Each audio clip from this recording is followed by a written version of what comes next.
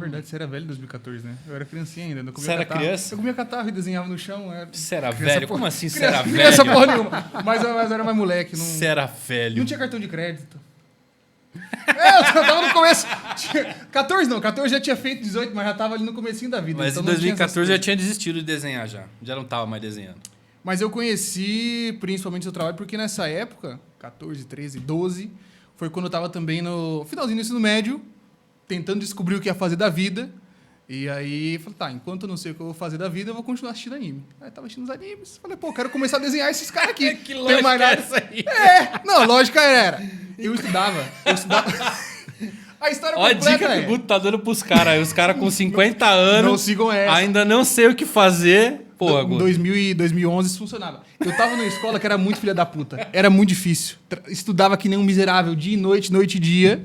E ainda não sabia o que ia fazer. Aí eu falei, pô, talvez eu nem vá fazer uma coisa tão difícil que eu preciso estudar tanto.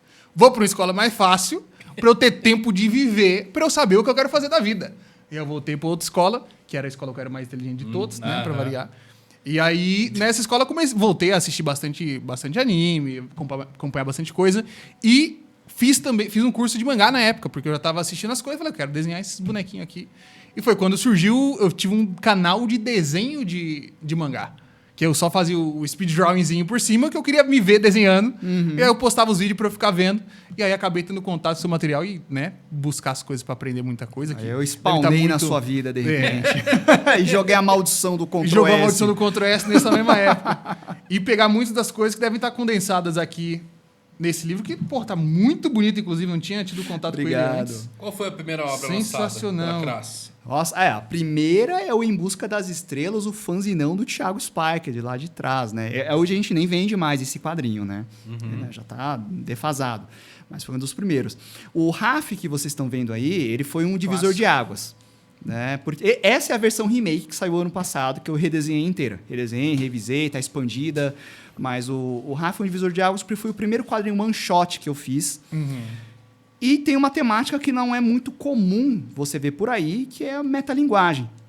Que o autor ele conversa com o personagem. Então, era um projeto bem despretensioso e surpreendeu porque foi o mais bem aceito e vendido. Aí ele acabou virando o mascotinho da Crass. E, querendo ou não, tem muito a ver, né? A gente trabalha com esse universo de desenhar, de criar, né? De repente, você tem um mascote que ele é justamente um RAF, né? Um esboço ali, um bonequinho, né? Quase um bonequinho de palito ali, né? E ficou marcado, né? Então, essa edição que vocês estão vendo são todas as histórias do RAF que já foram lançadas, tem coisa inédita e também, né? Tem quadrinhos que marcaram, assim, certos momentos, né, na história. Oi?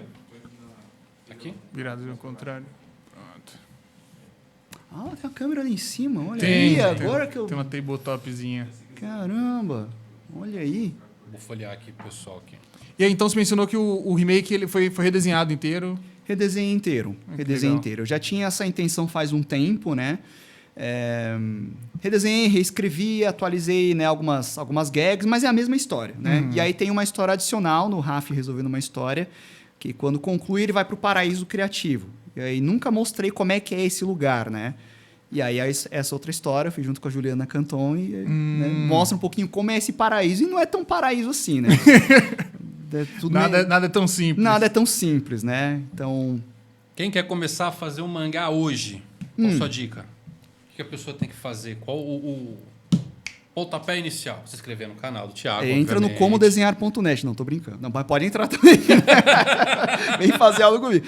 Não, o que eu costumo dizer é, tem que começar. Começa, faz. Não fica esperando o melhor momento para fazer. Hoje em dia tem tantas alternativas de você lançar online... Né?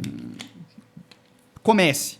Né? Comece com um projeto que você vai dar conta de terminar. Já vou começar com uma história de 300 edições, toda colorida. Não. Esse é um bom ponto. Pensa numa história, 40 páginas, 50 páginas. Começo, meio e fim. Isso é sensato. Né? Quanto tempo você vai ter para se dedicar a isso? Pô, no meu tempo livre, que eu divido com o meu trampo regular, vai 1 ano. Pô, é um tempo folgado para você terminar, né? Faz ali uma história de 40 páginas, 50, termina, imprime uma tiragem digital hoje baixa, se quiser ir para um outro evento para testar, né? Imprime aí 100 cópias, 50 cópias. Começa com pouca cópia, pelo amor de Deus, tá? Não vai chegar fazendo 1000 logo de cara, a não ser que você seja muito confiante, tá? Mas não faz isso logo de cara. e tenta, sente, né, como é que as pessoas acham, né, a experiência de você vender o seu trabalho, de você falar sobre ele, isso é uma coisa difícil para quem está começando. Cara, escreve a história, fala do seu trabalho, conta uma sinopse. É difícil. É treino, você vai ter que treinar, falar, explicar. Ó, se você um dia for negociar com uma editora, você tem que saber falar do que se trata do seu trabalho. Você tem que ser um bom vendedor também para conseguir conversar ali. É o que a gente estava conversando antes. Você vai precisar desenvolver outras habilidades que não são só a técnica. Aqui que entra um dos momentos em que o desenho está cai do cavalo. Que é quando a gente faz faculdade ou algum curso, a gente se especializa muito no específico, né? Desenho, pintura, edição, tal, mas você vai ter que vender o seu trabalho para poder fazer isso primeiro. Sim. Alguém te ensinou a vender? Não. Então, aí foi uma das coisas que também eu fui pensando ao longo da carreira aí, né? Sim. Indo para evento, levando muito não. Você mencionou de história pequena, é interessante que eu lembro da época que eu estava desenhando, o professor sempre batia no ponto, porque a gente queria, até o final do curso, criar uma historinha. Na minha cabeça tinha uma história magnífica de você lutando contra demônios de outra dimensão, o mundo inteiro, todo o world building, todas as raças. Eu falei, irmão, conta uma história que você vai me contar em poucos capítulos. Você nunca vai contar essa história inteira, de repente, aqui do nada. Pode ser que se um dia você continuar trabalhando nisso, um dia você lança essa história de 300 capítulos, essa história gigantesca. Mas agora, para você conseguir, os seus primeiros 10 anos de história vão ser contando histórias menores para as pessoas terem contato com o que você produz, para elas gostarem do que você faz e você ir ganhando as competências para você conseguir realmente fazer a história que você quer contar. Exatamente. Então, às vezes, aquela primeira história é a que vive no coração, é aquela que você quer contar, mas às vezes não é a hora. Você precisa deixar ela ali com calma até ela estar madura o suficiente para poder sair do papel. Teve alguma obra específica assim que deu start, te inspirou? Ou um conjunto de obras, quadrinhos, animes, mangás? Influências? Influências mesmo que...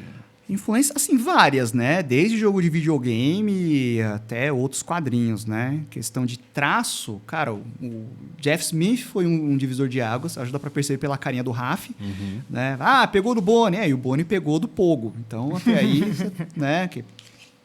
Você sempre tem uma referência ali, né? Sim.